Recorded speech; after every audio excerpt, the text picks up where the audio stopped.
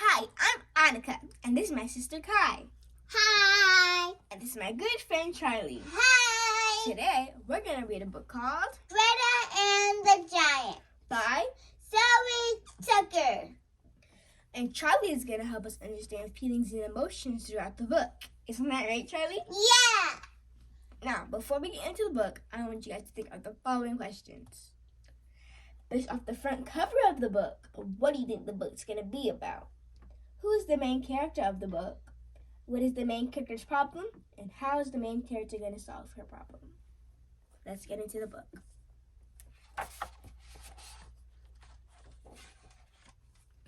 There once was a girl who lived at the heart of a beautiful forest. Her name was Greta.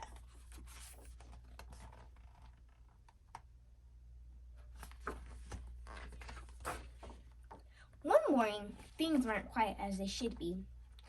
Greta stepped out into her yard, and there, huddled together in the shadow of the trees, were all the animals of the forest. A soft, silvery brown wolf stepped forward, with his tail low to the ground. "Please help us," he whispered. "The forest is broken, and we don't know where to go. The giants are ruining our home."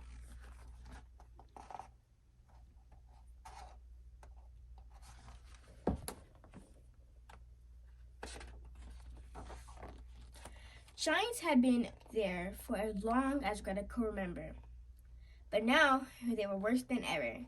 They were huge lumbering oaks, and they were always busy. They chopped down trees to build homes. They chopped down more trees and built bigger homes. The houses grew into towns, and the towns grew into cities. They built factories and shops and cars and planes. They worked all day and night until eventually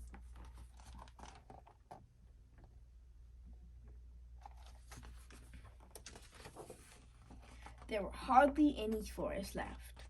But the greedy giant had forgotten how wonderful the forest was. They didn't see all the little birds and bugs and butterflies and bears that trembled in the shadows, and no one told them to stop because everyone was scared of them. I have a question for you guys. What is the big problem in the story so far? I'm going to give you guys a minute to think about it. Now, what answer did you guys get? Let's ask Charlie. Charlie, what was the big problem in the story? The big problem in the story was that the giants kept on messing up the woods, and the animals had nowhere to go. You're right, Charlie. If you guys got that answer, you were right too.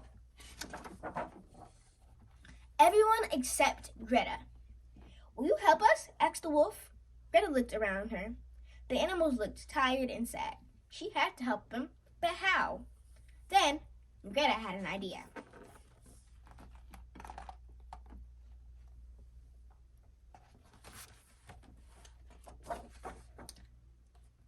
The next morning, Greta went to the middle of the forest and waited for the giants to come. She stood alone, holding a big sign that said, "Stop!" She waited and waited.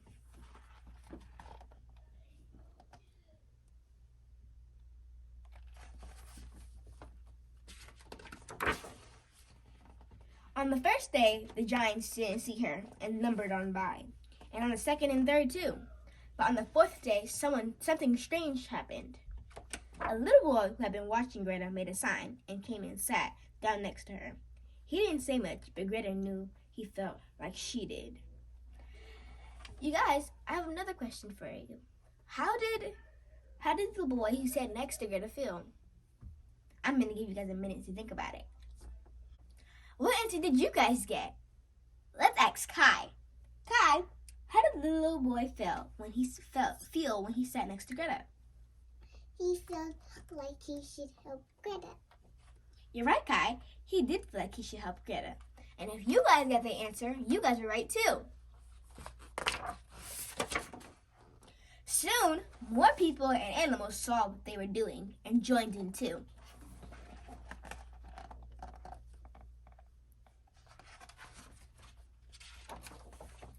Before long, a huge crowd filled the forest, stretching out to the city and the roads beyond.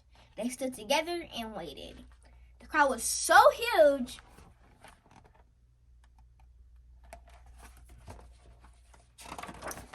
that the giants were stopped in their tracks. "Please stop," Greta cried. "Your greedy behavior is spoiling our home. You've broken the trees and trampled the flowers, and now the bees and birds have flown away. These animals are homeless and our forest is dying." After Greta had spoken, everything was silent.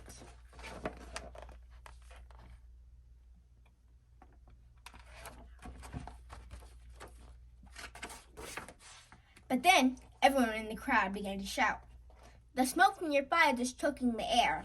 And please stop cutting down the trees. You can help plant some new ones and mend my home. We need to take care of our forest and live together. Will you please try?" they all said.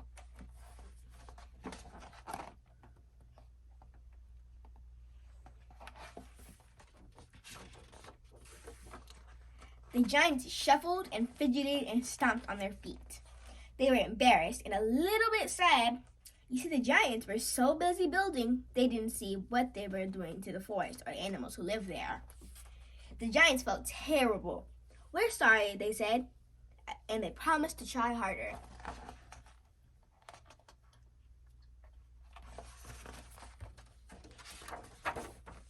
So from that day on, the greedy giants weren't so greedy. They slowed down and learned to sit quietly. They stopped looking at all the time and instead took up new hobbies. They stopped chopping down trees and learned all about gardening and living in the forest. They cooked, prepared, tidied, and shared. And before long,